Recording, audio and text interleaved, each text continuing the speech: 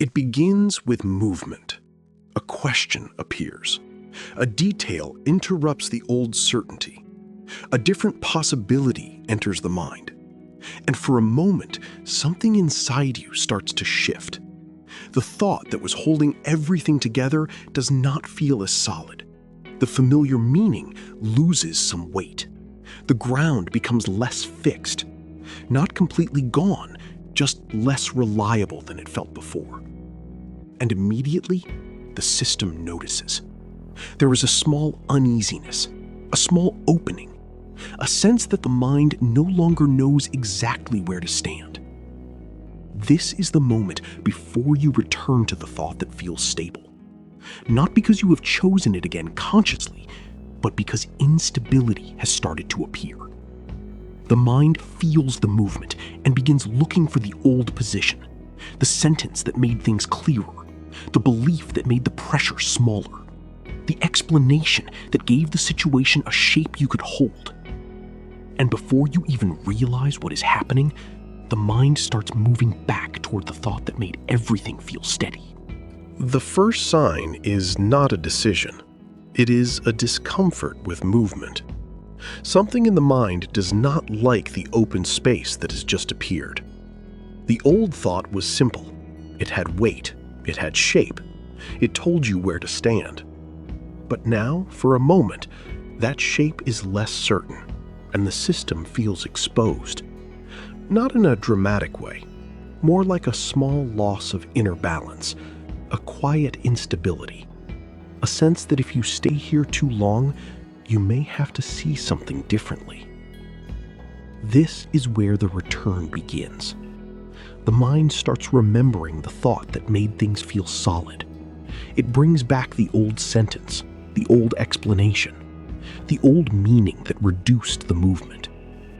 And because that thought once created stability, the mind begins to move toward it almost automatically. Not because it has been proven again, because the open space feels harder to remain inside. What happens next is very quick. The mind begins to compare two places, the unstable place where the question opened and the stable place where the old thought used to hold everything together. One feels uncertain. The other feels familiar. One asks you to stay with movement. The other gives you a position again. And because the mind does not like being suspended, it starts leaning toward the familiar thought. Not necessarily because the thought is clearer, because it feels less exposed. This is the subtle return. The mind does not always say, "I am going back because I am afraid." It says, "This makes more sense. This is probably the truth. This is what I already knew." But underneath, something else is happening.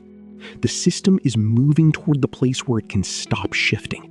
It wants the old structure back, the old certainty, the old feeling of knowing where to stand. And once that feeling returns, the thought begins to feel true again before it has actually been seen again. This is where the return can feel like clarity. The old thought comes back, and the system relaxes. The pressure drops. The movement slows. The mind feels less suspended. And because the body feels steadier, the thought begins to feel more accurate. But what returned first was not necessarily truth. It was stability. The mind found again the place where it knew how to stand. And because that place is familiar, it feels safer than the open space that appeared before. This is the moment to observe carefully. The return does not always happen because the old thought has become clearer. Sometimes it happens because the mind cannot stay long enough inside the movement created by the new question. So it goes back to the sentence that organized everything, back to the meaning that stopped the pressure, back to the version that made uncertainty feel smaller. And once it gets there, the system says, "This is better." But better does not always mean truer. Sometimes it only means less unstable. This is why the return can happen without feeling like a return. It feels like correction. The mind says, no, the old thought was the right one. It says, I was just overcomplicating it. It says, this is what I really think. And maybe, sometimes, that is true. But sometimes, the mind is not correcting the thought. It is correcting the instability. It is trying to remove the movement that the new question created. Because movement feels open, and open feels unsafe when the system has been depending on a stable thought to feel held. So the mind does not stay with the uncertainty long enough to understand it.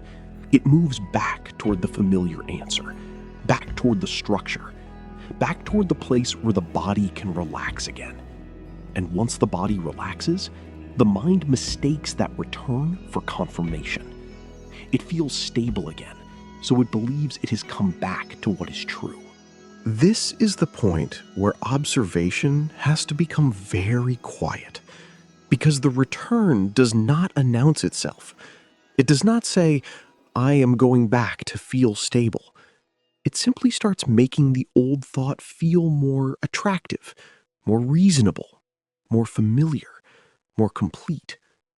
The mind begins to lean toward it with a kind of relief, and if you are not watching, that relief becomes the proof that the return was right.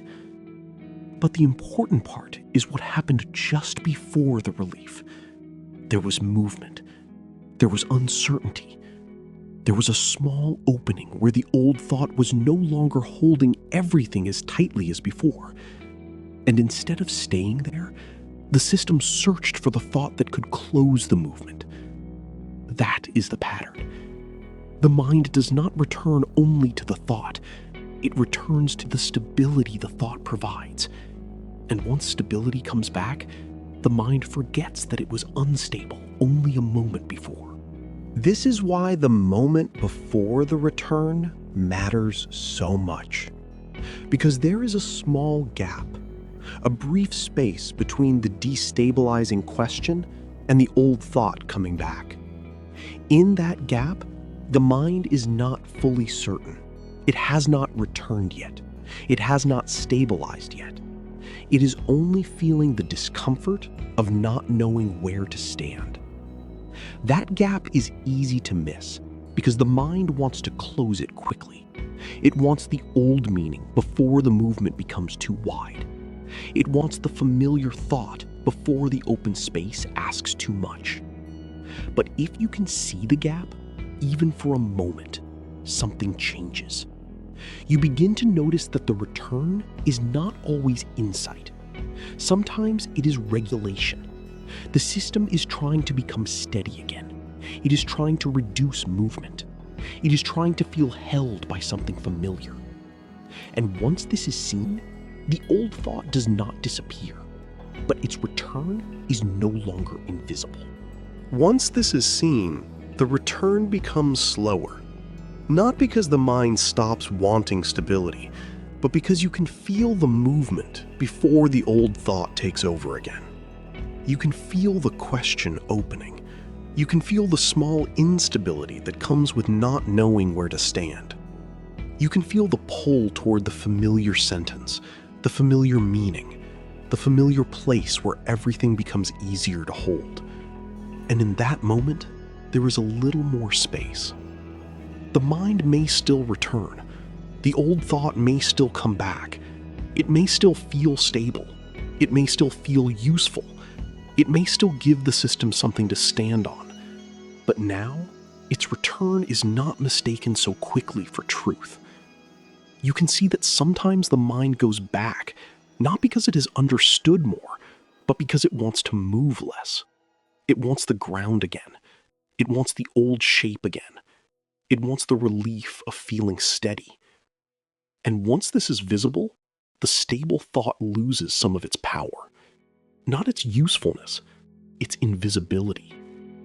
Now you can stay a little longer inside the open space before rushing back to the thought that makes the movement stop. This is where clarity begins.